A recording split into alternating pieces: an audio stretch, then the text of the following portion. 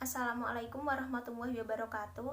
Perkenalkan, nama saya Siti Umi Munawaroh, NIM 13. Di sini saya akan mempresentasikan tentang rahasia bank. Yang pertama, lingkup dari rahasia bank itu sendiri. Konsep rahasia bank itu muncul dengan tujuan untuk melindungi nasabah ketika ia meminjam kredit, menabung, atau menyimpan uangnya di bank.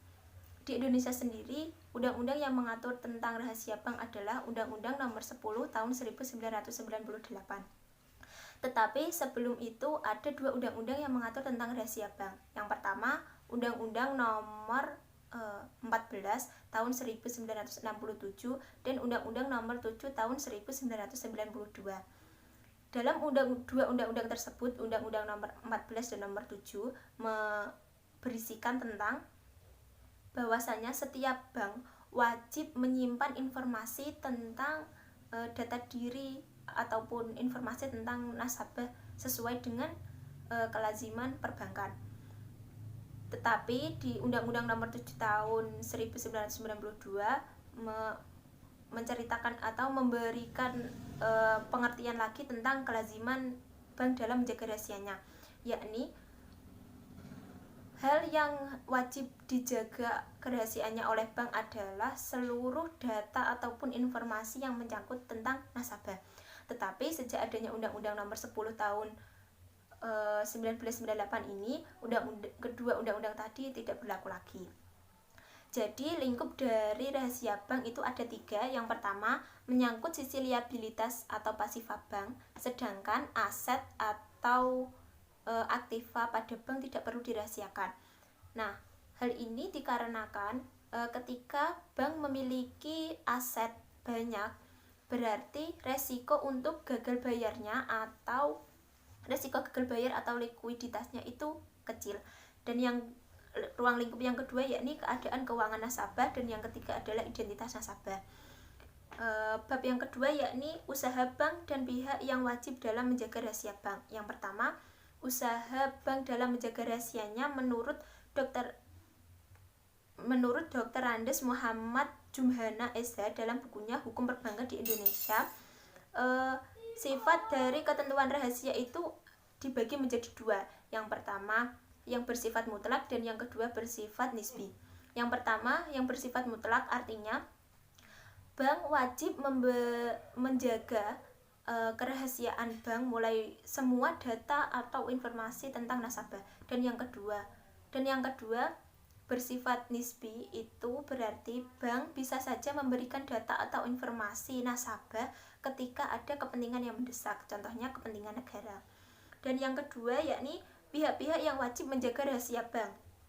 Menurut Undang-Undang Nomor 10 Tahun 1998 Pasal 1 Ayat 2, pihak yang wajib menjaga rahasia bank adalah anggota Dewan Komisaris, pengawas, pengelola atau kuasanya, pejabat, dan karyawan bank. Masih banyak lagi tapi saya sebutkan itu saja. Yang ketiga yakni bentuk perlindungan hukum terhadap nasabah bank. Menurut Undang-Undang Nomor 10 Tahun 1998 ini ada beberapa hal yang dilakukan pemerintah untuk menjaga atau melindungi nasabahnya. Yang pertama yakni pembuatan peraturan baru. Sudah saya sebutkan tadi bahwasanya sebelum adanya Undang-Undang Nomor 10 ini ada dua undang-undang yang mengatur tentang rahasia bank, yakni Undang-Undang Nomor 14 dan Undang-Undang Nomor 7. Itu berarti payung hukum atau landasan hukum yang dijadikan sebagai dasar hukum rahasia bank itu selalu berubah-ubah dan melakukan revisi lagi dan revisi lagi. Yang kedua, pelaksanaan peraturan yang ada. Nah, ketika sudah adanya peraturan yang melandasi rahasia bank ini, tinggal pengaplikasiannya bagaimana dalam menjaga rahasia bank ini.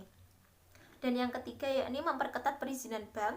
Yang keempat, memperketat pengaturan di bidang kegiatan bank. Dan yang kelima, memperketat pengawasan bank.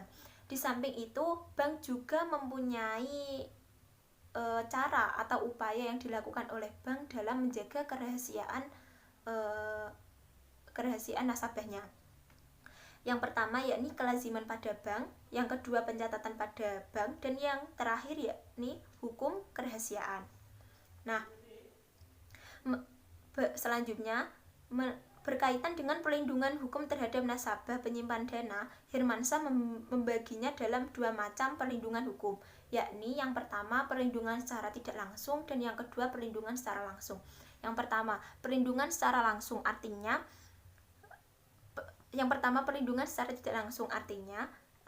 suatu perlindungan dari bank kepada nasabah untuk memberitahu resiko apa saja yang bisa terjadi ketika bertransaksi pada bank tersebut. Tetapi bank sendiri juga mempunyai upaya untuk meminimalisir resiko yang bisa saja terjadi. Yang pertama dengan prinsip kehati-hatian, terus batas maksimum kredit yang bisa diberikan bank kepada nasabah, dan yang ketiga adalah kewajiban mengumumkan neraca dan perhitungan laba rugi. Yang ketiga ini biasanya dilakukan pada akhir periode atau akhir tahun. Yang kedua yakni perlindungan secara langsung, artinya perlindungan yang diberikan kepada nasabah dengan kemungkinan timbulnya risiko kerugian dari kegiatan usaha yang dilakukan oleh bank. Usaha bank dalam memberikan perlindungannya yakni ada dua. Yang pertama hak preferen nasabah penyimpan dana, dan yang kedua adalah lembaga asuransi diskonto. Bab yang terakhir yakni mekanisme pembukaan rahasia bank. Ada 6 hal yang bisa dibocorkan rahasianya ketika ada kepentingan yang mendesak. Yang pertama yakni untuk kepentingan perpajakan, yang ini diatur dalam pasal 41. Dan yang kedua untuk penyelesaian piutang bank yang sudah diserahkan kepada Badan Urusan Piutang dan Lelang Negara, ini diatur pada pasal 41A. Yang ketiga untuk kepentingan pengadilan dalam perkara pidana, ini diatur dalam pasal 42. Yang keempat dalam perkara perdata antara bank dengan nasabahnya, ini diatur dalam pasal 42.